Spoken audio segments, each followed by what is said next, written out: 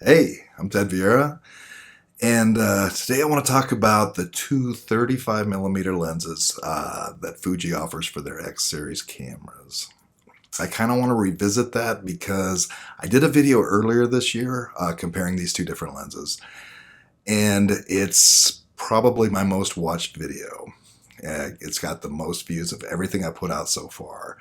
I think that's simply because if you're looking for a 35mm lens and you're looking at the two different ones that come from Fuji, uh, it can be a little confusing because spec-wise, looking just at the paper, the original f1.4 version, right?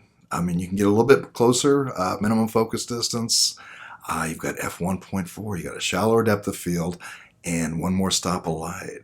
So, wow, yeah, the clear winner, the clear choice. So that was my thinking in looking at the two different lenses. Because by the time I'd come over to Fuji, both these lenses were already available. This had been around for a while, and the new f2 version kind of was just new on the scene.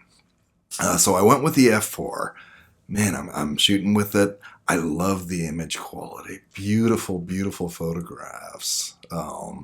So I'm loving the lens. I'm loving shooting with it. It's got some quirks, but I thought, wow, for this kind of image quality, I'll put up with it. But then I keep hearing so much about the f2. I mean, guys like Scott Bourne. I mean, a lot of guys, a lot of photographers are talking about the f2 as being the clear choice. I'm thinking, are you crazy? Right? F1.4, man. Shallow depth of field, one more stop of light. I shoot a lot at night. I need that extra light. I love shallow depth of field. I'm that kind of guy. I really want the shallowest depth of field I can get. So that's why I went with this lens. But I keep hearing about the f2. And too many people that I really respect are talking about this like, of course, this is the one to get. So I thought, okay, it's only $3.99. I'll pick it up. I'll compare the two and see which one's going to work. I wanted to love this one more because of the shallow depth of field and the extra light. I wanted to love this one more, but I'm that guy who shot with this for like 10 minutes and realized that right off the bat, this was the clear choice for me. This is still a beautiful lens, puts out beautiful image quality. So does this one.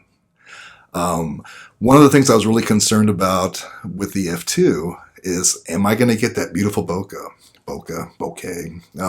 Am I going to get that with the f2? Is it going to satisfy me enough as what I'm going to get with the f1.4? So what would have helped me at that time would have been seeing some photographs comparing the f2 to the f1.4 and to see what kind of comparison in the bokeh. So I put together just some shots around the place today, nothing great, but just something to give, if you're thinking about this lens and you'd like to see, am I going to get a nice bokeh with the f2? So I'll go ahead and show you some of those shots now. Okay, so here's the first photograph, the f2 version at f2, and here's the f1.4 version at f2, pretty comparable. And then f1.4, just a little nicer bokeh. Again, here's the f2 lens at f2, f1.4 version at f2, and 1.4. Really pretty beautiful. The f2 version at f2, the f1.4 version at f2, and f1.4. And again, beautiful stuff. The f2 at f2, f1.4 at f2, and f1.4. Really beautiful. This last shot, f2 lens at f2, and f1.4 lens at f2, and at f1.4. Really beautiful.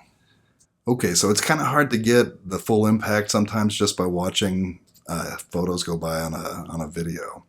But I'm going to leave all those files over on the website and you can download them. The original files, JPEG straight out of camera, no edits. And then you can take a look and maybe get more of the impact. At f2, both lenses, gorgeous, right? Gorgeous bokeh, beautiful shallow depth of field, beautiful image quality. I love both these lenses for that. Um, and then you go f1.4 on this. Yeah, the bokeh is a little nicer, right? Shallow depth of field, beautiful. So why don't I go with this lens? This lens just performs much better. It autofocus is much faster and quieter. This one will hunt a lot in low light shoots. That's not good. And it's noisy. The autofocus is noisy, right? Now, if you're out on the street and you're street shooting, not a big deal, right? But if you're in a studio or in a photo shoot environment, you're trying to have nice, kind of intimate, quiet, even with maybe some music and stuff like that, and just to have that kind of atmosphere, and then you've got this lens kind of sketching back and forth. Yeah, it's a little bit much. Okay, so maybe not a big deal to you. Maybe it isn't a big deal. But I'm gonna do this so you guys can hear. Hopefully you can hear this on the microphone.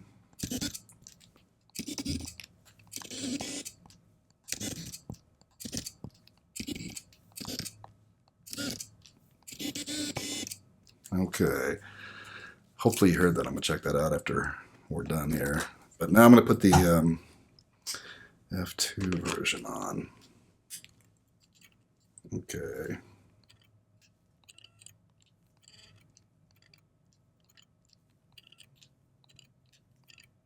Anyway, can you hear that? Not as much, right? Yeah. So this lens just performs so much better. The bokeh is beautiful. It's good enough. Now, if I'm out on the street doing street shooting at night, man, this is definitely going to be the lens. With the f1.4 version, I would miss a lot of shots with this. It hunts a lot in low light.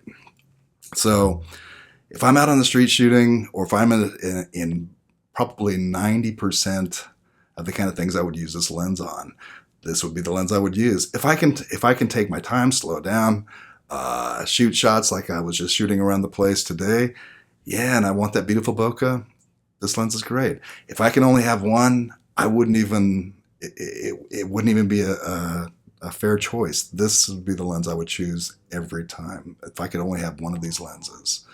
So I hope this gives you guys some information on which ones would be the best for you.